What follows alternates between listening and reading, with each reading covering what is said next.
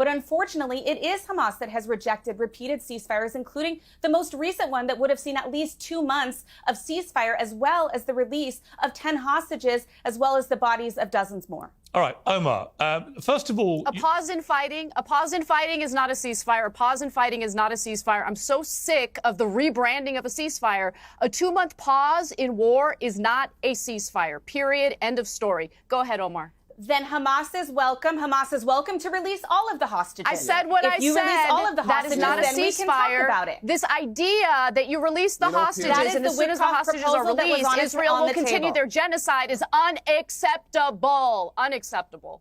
But anyway, continue. You know what else is unacceptable? The fact that there are more than 50 hostages being held by Hamas unacceptable. for more You're than 600 days. Individual. Let me ask you something. Emily. You were on this show. You were on this very show a year ago debating Abby Martin. And you said, you fancy yourself a journalist. During that debate, you said that Israel has no interest in occupying Gaza.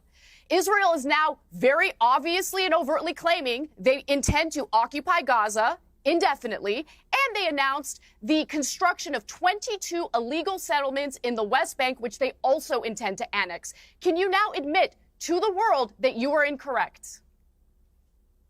No, the situation on the ground changes. And beyond that, this could have been avoided in the first place if the hostages had been released and if Hamas had surrendered their weapons, which is something that Israel has stated repeatedly. You're a liar and you're vile. Continue with the ad hominem attacks, propagandist for the Israeli government and you disgust me. I'm actually not. I've never worked for the Israeli government. IDF soldiers are intentionally shooting at and killing desperate Palestinians as they're trying to get humanitarian aid from this Israeli-backed organization, which, of course, is able to even exist because they defamed UNRWA. They starved Palestinians for months. Shut up. They starved Palestinians for months.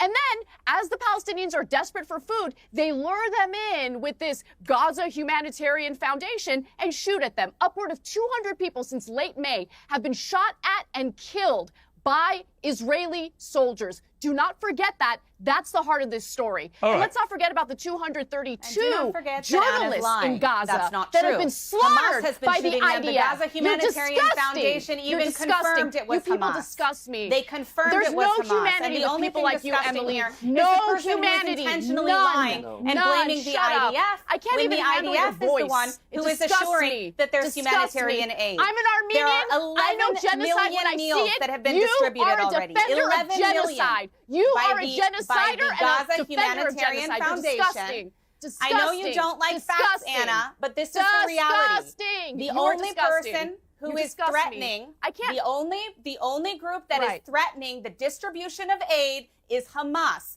That is who has been shooting at innocent Palestinians. No military Palestinians themselves. Israeli forces. It's a lie that has been debunked. We don't actually know for a fact who has done all this shooting or how much of it was done by the IDF. But we don't know, and there's a reason we don't know, Emily, for a fact, is that the Israeli government continues to ban international journalists from going into Gaza. And there's only one reason, as Jeremy Bowen, the BBC's Middle East editor, said in a very interesting and thoughtful, lengthy piece about all this. There can only be one conclusion, because at the start of this, the IDF took international journalists to the kibbutzes where this horror had unfurled and showed them everything.